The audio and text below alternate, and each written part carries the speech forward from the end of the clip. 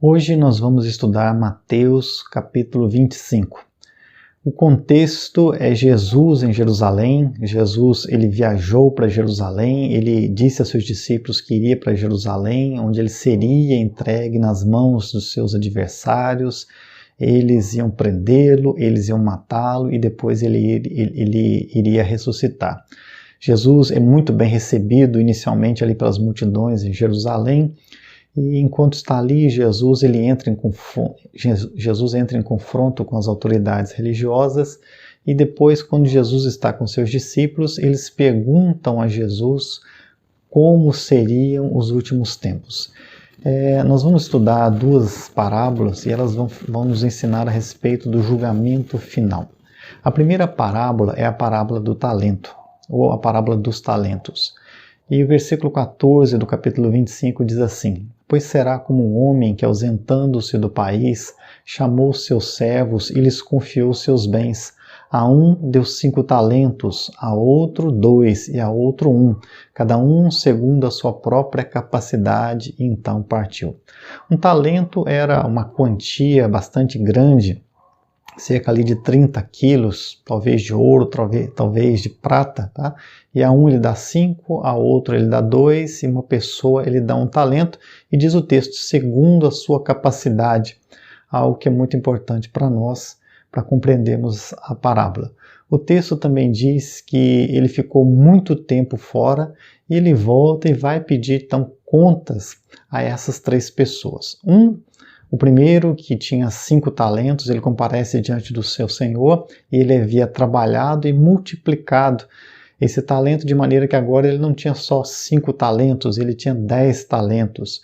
O segundo faz a mesma coisa, ele trabalha e multiplica esse talento e agora ele entrega ao seu senhor 4 talentos. Aos 2, o Senhor diz a mesma coisa: foste fiel no pouco, sobre o muito te colocarei, entra no gozo do teu Senhor. A parábola ela vai focar no último.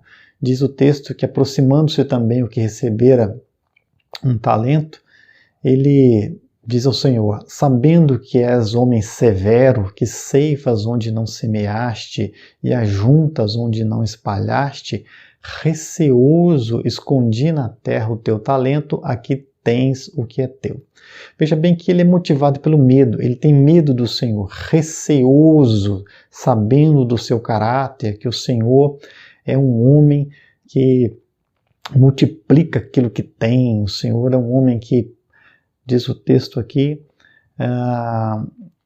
severo, ceifas onde não semeaste e ajuntas onde não espalhaste. Então, receoso, ele escondeu, ele cavou um buraco, escondeu um talento, agora ele entrega para o Senhor. Respondeu-lhe, porém, o Senhor: servo mau e negligente, sabias que ceifo onde não semeei e ajunto onde não espalhei. Cumpria, portanto, que entregasses o meu dinheiro aos banqueiros, e ao voltar receberia com juros o que é meu. Perceba que o Senhor está dizendo é que ele tomou prejuízo quando se entrega a alguém aquilo que você recebeu. E o texto diz muito tempo, né? O Senhor ficou fora muito tempo. Aquele valor, ele sofreu a ação aí da inflação, o desgaste financeiro, de maneira que esse valor já não vale o que valia antes.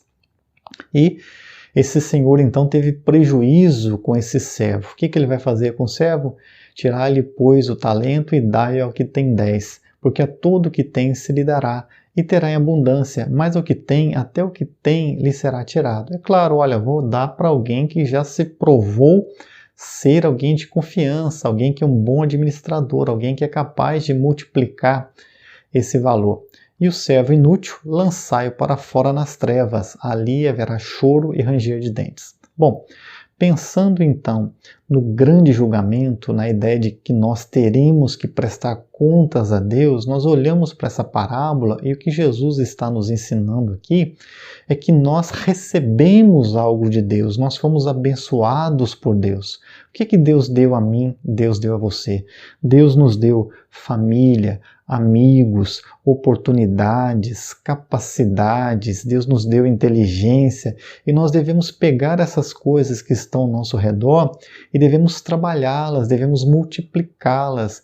Nós Nós não podemos entregar a Deus a mesma coisa que nós recebemos. A vida que você tinha quando adolescente não deve ser a vida que você tem como adulto. Você deve amadurecer. Se você tem pessoas que você ama, você deve desenvolver esses relacionamentos. Você vai encontrar alguém que realmente você ama e com essa pessoa você vai construir uma família. Você vai utilizar os dons que você adquiriu ao longo da sua caminhada, dos seus estudos e vai transformar isso em uma profissão. Você pegou um patrimônio da sua família e você tem que multiplicar esse patrimônio. Você tem relacionamentos superficiais e você deve transformá-los em relacionamentos mais profundos, pois isso que quer dizer você multiplicar os recursos que Deus deu a você. Você tem que crescer emocionalmente, financeiramente, espiritualmente, você tem que crescer na sua vida. Não que não haverá dificuldades, não que será fácil, mas a ideia é de que Deus deu e você deve crescer. Deus deu a você a salvação, Ele deu a você Jesus, o perdão dos pecados, a habitação do Espírito Santo, e você deve desenvolver essas coisas multiplicando para o reino de Deus. Mas aí vem mais uma parábola. Quando vier o Filho do Homem na sua majestade, todos os anjos com ele, então se assentará no trono da sua glória e todas as nações serão reunidas em sua presença, e ele separará uns dos outros, como o pastor separa dos cabritos as ovelhas, e porá as ovelhas à sua direita, mas os cabritos à esquerda. Perceba que agora essa parábola ela é bastante explícita. Nós temos o Filho do Homem, uma denominação que é utilizada por Daniel, e ele volta em toda a sua majestade, como Jesus já havia explicado que voltaria. Ele voltaria de uma maneira pública, todos os olhos o veriam, tá? E há aqui também uma união entre o mundo espiritual e o mundo material. Esses dois universos, se assim podemos dizer, eles vão se fundir, eles se tornam uma coisa só. Nós vemos o ser espiritual, físico, que é Jesus, e vemos também os seres espirituais. E as nações são reunidas na presença, no trono desse que há de julgar o mundo. Então, ele separa as ovelhas à sua direita e os cabritos à sua esquerda. Aqui as ovelhas vão simbolizar os justos e os cabritos os injustos. Tá? E ele diz às ovelhas, olha, benditos de meu Pai, entrai na posse do reino que vos está preparado desde a fundação do mundo. E quando ele fala desde a fundação do mundo, ele olha para a história como um terreno onde vão se desenvolvendo os planos de Deus, pois desde a fundação do mundo, esse reino já estava preparado para essas pessoas. Então as pessoas vêm, elas nascem no mundo, elas adentram a história para um dia receber esse reino que antes da fundação do mundo, Paulo vai dizer lá em Efésios, e aqui em Mateus se fala que desde a fundação do mundo já está preparado para as ovelhas. E elas estão assustadas, né? Olha, por que nós merecemos isso? Ele diz, olha, porque tive fome e me destes de comer, tive sede e me destes de beber, era forasteiro e me hospedastes, estava nu e me vestistes, enfermo e me visitastes, preso e fostes me ver. Tá? Os justos perguntam, Senhor, quando é que isso aconteceu? Nós não lembramos de vê-lo nessa situação. E Jesus responde, olha, toda vez que vocês fizeram isso a um desses pequeninos, a mim vocês o fizeram. Muito bem. Aí agora ele se dirige ao grupo da sua esquerda, tá? E ele diz para eles, apartai-vos de mim, malditos, para o fogo eterno preparado para o diabo e seus anjos. Aí ele repete o mesmo discurso, tive fome, tive sede, era forasteiro, estava nu, estive enfermo, estive preso e vocês não fizeram nada por mim. Eles também perguntam, quando é que nós negligenciamos essas coisas ao Senhor? E a resposta do Senhor Jesus também é semelhante. Sempre que o deixastes de fazer a um destes mais pequeninos, a mim o deixastes de fazer.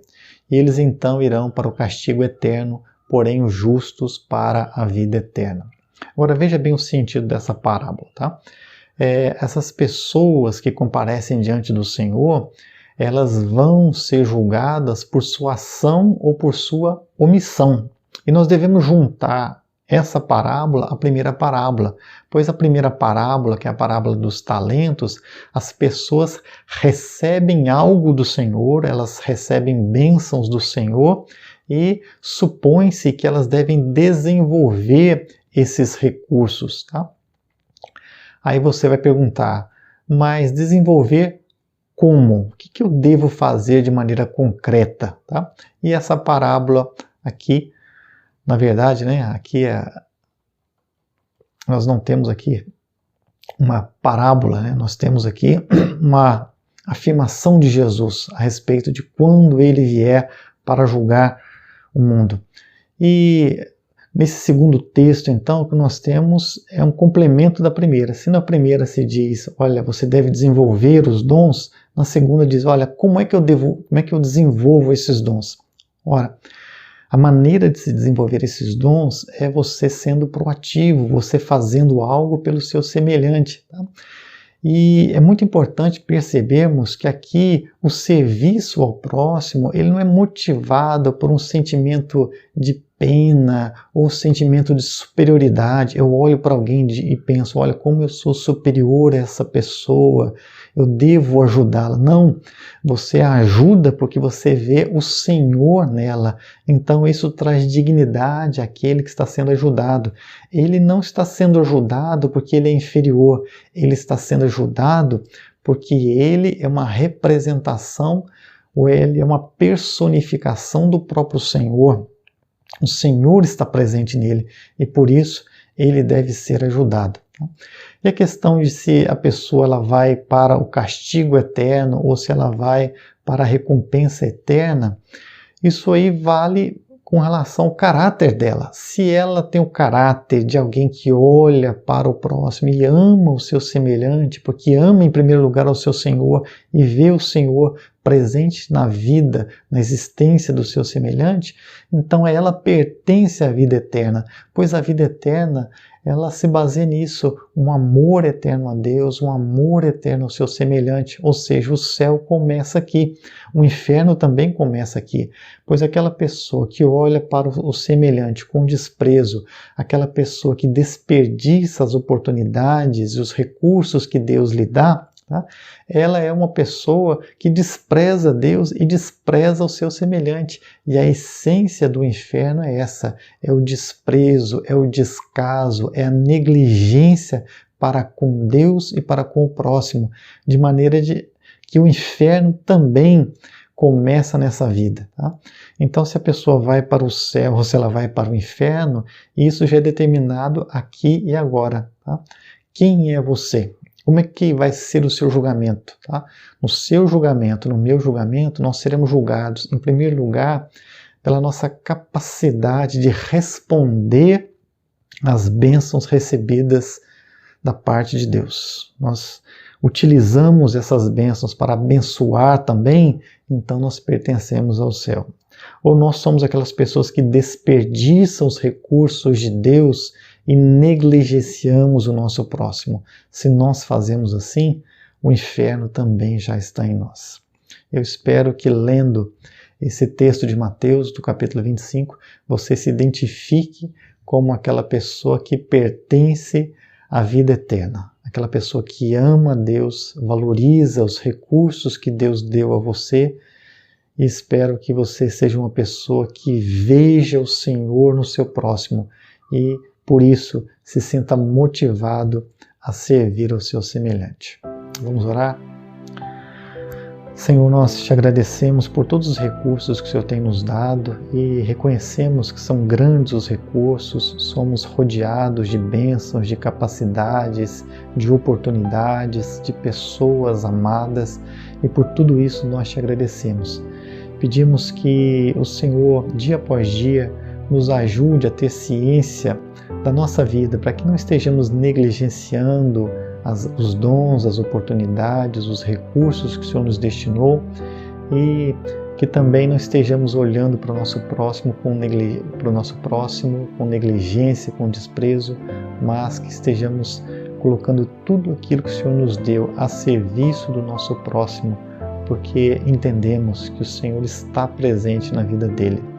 essa a nossa oração no teu nome. Amém.